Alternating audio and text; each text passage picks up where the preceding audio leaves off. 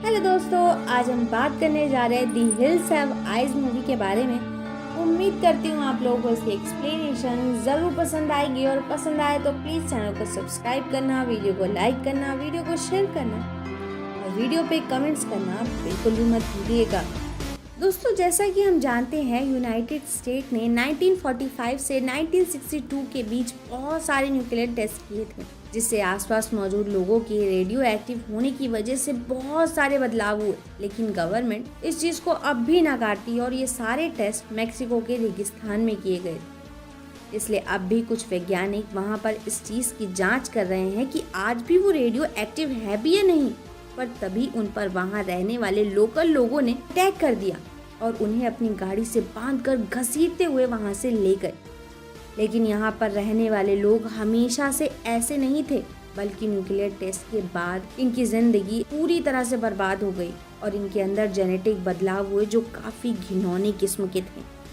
इसी दौरान हमें एक फैमिली को दिखाया जाता है जो इस एरिया से गुजर रहे थे, जो कि गैस के लिए गैस स्टेशन पर रुकते हैं। इस फैमिली में बिग बॉब, उसकी वाइफ एथल, छोटी बेटी बैंड्रा, बेटा बॉबी, बड़ी बेटी लायन और उसका पति डग और एक छोटा बच्चा होता है। इस दौरान लोगों के फोन में सिग्नल नहीं आ रहे थे, जिस चीज से डग काफी परेशान था। फिर गैस स्टेशन का ओनर बिग बॉब को बताता है कि यहाँ से एक दूसरा रास्ता भी जाता है जो आपको आसान पड़ेगा और आप जल्द ही शहर तक पहुँच जाओगे। ये जानकर वो लोग गैस स्टेशन के ओनर के बताए हुए रास्ते पर आगे बढ़ने लगते हैं।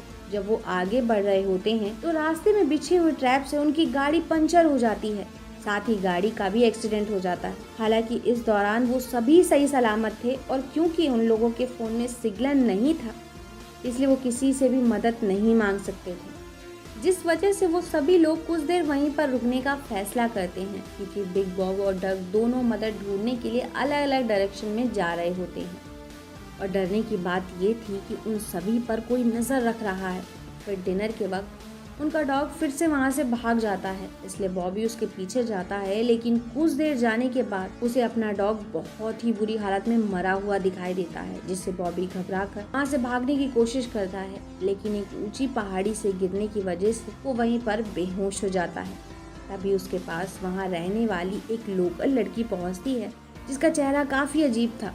इस दौरान वहाँ का एक लोकल आदमी पहाड़ी पर बैठा हुआ मरे हुए डॉग को कच्चा ही नोच कर खा रहा होता है और ये सारी चीजें बहुत ही ज्यादा भयानक दिखाई दे रही थी। दूसरी तरफ डग जब आगे बढ़ता है तो उसे बहुत बड़ा गड्ढा दिखाई देता है, जहाँ कई गाड़ियां पड़ी हुई थी जिनकी कंडीशन हद से ज्यादा खराब थी। इधर बिग बॉब वापस से गैस स्टेशन पर पहुंचता है और हेल्प के लिए गैस स्टेशन के ओनर को आवाज लगाता है, पर उसे कोई भी जवाब नहीं मिलता। इसलिए वो आसपास की चीजें चेक करता है तो उसे बैग में कटा हुआ कान मिलता है, जिससे वो डर कर अपनी गन बाहर निकाल लेता है। फिर एक रूम में पहुंचने पर बिग बॉब को पता चलता है कि माइनिंग करने वाले सभी लोग न्यूक्लियर टेस्ट की वजह से बदल चुके हैं और अब वो जानवरों की तरह ही कच्चा मांस खाते हैं। ये जानकर बिग बॉस गाड़ी चुराकर वहां से भागने की कोशिश करता है। तभी उसे गैस स्टेशन का ओनर बाथरूम में पड़ा हुआ दिखाई देता है, इसलिए बिग बॉब उसके पास पहुंचता है तो उसके सामने ही गैस स्टेशन का ओनर खुद गन से शूट करके मार लेता है। ये सब देखकर बिग बॉब घबरा कर वहां से भागने की कोशिश करता है, लेकिन गाड़ी में मौजूद एक म्यूटेंट उस पर हमला करके उसे घायल कर देता है और उसके साथ माइन के अंदर चला जाता है। दूसरी तरफ ब्रेंडा भी बॉबी के वापस ना पहुंचने की वजह से उसे ढूंढती हुई उसके पास पहुंच जाती है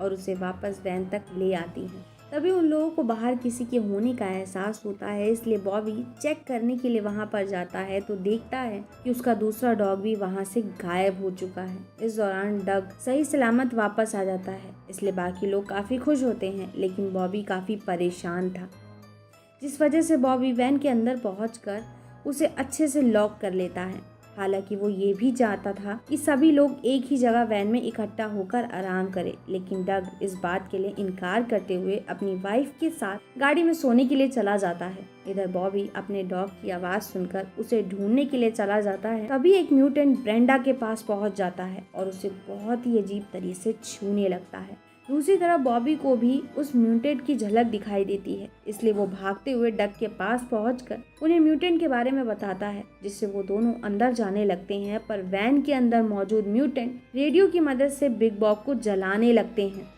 जिसे देखकर सब लोग ब्रेंडा को अकेले ही छोड़कर आग की तरफ भागने लगते हैं, लेकिन अब इस चीज़ का कोई भी फ़ायदा नहीं था, क्योंकि उन लोगों के पहुंचते ही पहुंचते बिग बॉस पूरी तरह से जल चुका था। इधर वैन में म्यूटेंट का दूसरा साथी भी पहुंच जाता है, जो एक तोते का सर काटकर उसका खून पीने लगता है, जिसके बाद वो पहले म्यूटेंट को ब्रेंडा से दूर कर देता है और खुद उसके साथ ज़बरदस्ती करने लगता है। तब तक वहाँ पर लायन पहुँच जाती है, जो अपने बच्चे को उस म्यूटेंट के हाथ में देखकर उस पर हमला करने की कोशिश करती है, पर वो म्यूटेंट बच्चे के ऊपर गन रखकर लायन को भी असॉल्ट करने की कोशिश करता है। तभी एथन वहां पहुंचकर उस म्यूटेंट पर पत्थर से अटैक करने की कोशिश करती है, लेकिन वो म्यूटेंट उसे शूट कर देता है और इन सब चीज़ों की झड़प में लायन को भी शूट कर देते हैं और बाकी लोगों को अपनी तरफ आता हुआ देखकर वो म्यूटेंट वहां से भाग जाते हैं। इसलिए डक के वैन में पहुंचने पर उसे अपनी वाइफ मरी हुई मिलती है, साथ ही उसका बच्चा भी वहां पर मौजूद नहीं था। फिर अगली सुबह डग अपने साथ डॉग को और हथियार लेकर माइन की तरफ जाता है। दूसरी तरफ बॉबी और ब्रेंडा एक ट्रैप तैयार करते हैं, जिससे वो म्यूटेंट का सामना कर सके। तभी हम देखते हैं कि डग उन म्यूटेंट के टाउन में पहुंच जाता है, तो वहां उसे एक रूम में अपना बच्चा दिखाई देता है, जिसे लेने के लिए वो धीरे धीरे घर के अंदर घुसने की कोशिश करता है और अपने बच्चे को लेकर चुपचाप वहाँ से निकलने लगता है। लेकिन घर के अंदर मौजूद म्यूटेंट उस पर हमला कर देती है। जब उसकी आंख खुलती है तो वो खुद को एक बहुत बड़े टैंक के अंदर पाता है, जिसमें काफ़ी सारी डेड बॉडीज पड़ी हुई थी, जिन्हें देखकर वो काफ़ी घबरा जाता है और दरवाज़ा तोड़ने की कोशिश भी करता है, जिस चीज़ से वो कामयाब भी हो जाता है। फिर वो एक बेसबॉल बैट लेकर बचते हुए आगे बढ़ता है, तो उसे एक आदमी मिलता है, जो कि म्यूटेंट में बदलने की वजह से पूरी तरह से अपने शरीर से अपाहिज हो चुका था।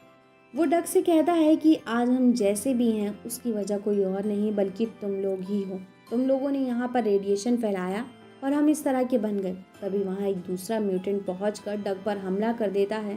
उसी दौरान वहाँ पर डक का डॉग पहुंचकर उस म्यूटेंट पर अटैक कर देता है, जिससे डक बचकर एक दूसरे रूम में छुप जाता है। लेकिन वे म्यूटेंट वहाँ भी पहुँच जाता है और डक को जान से मारने की कोशिश करता है। हालांकि डग बेसबॉल बैट से उस म्यूटेंट पर हमला करने की कोशिश करता है, लेकिन उसे कोई भी फर्क नहीं पड़ता और वो डग पर लगातार हमला करने लगता है, जिससे उसकी हालत काफ़ी ज़्यादा ख़राब हो जाती है।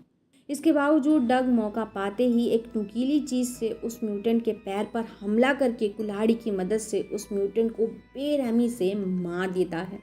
फिर डग बाहर आता है और दूसरे म्यूटेंट को भी जान से मार देता है। तभी वो देखता है कि एक म्यूटेंट उसके बच्चे को लेकर जा रही है, इसलिए वो भी उसके पीछे पीछे भागता है। दूसरी तरफ गाड़ी में रखी हुई एथन की डेड बॉडी गायब हो जाती है, इसलिए बॉबी ब्रेंडा को वहीं रुकने के लिए कहकर अपनी मॉम के बॉडी के बने हुए निशान को फॉलो करते हुए आगे बढ़ता है, तो देखता है कि एक म्यूटेंट उसकी मॉम की डेड बॉडी को नोच नोच कर खा रहा है, जो कि बॉबी को देखकर उसका पीछा करने लगता है। इसलिए बॉबी भागते हुए वैन में पहुंचता है, जहां उसकी सिस्टर ने पहले से ही गैस सिलेंडर ऑन किए थे, जिससे जब वो म्यूटेंट वैन का दरवाजा खोलकर अंदर घुसने की कोशिश करता है, तो माचिस लगी होने की वजह से पूरी वैन ब्लास्ट हो जाती है। तभी डग भी उस म्यूटेंट लड़की के पास पहुंच जाता है, जो उसके बच्चे को लेकर भाग रही थी, लेकिन डग पर एक दूसरा म्यूटेंट आकर पीछे से अटैक कर देता है।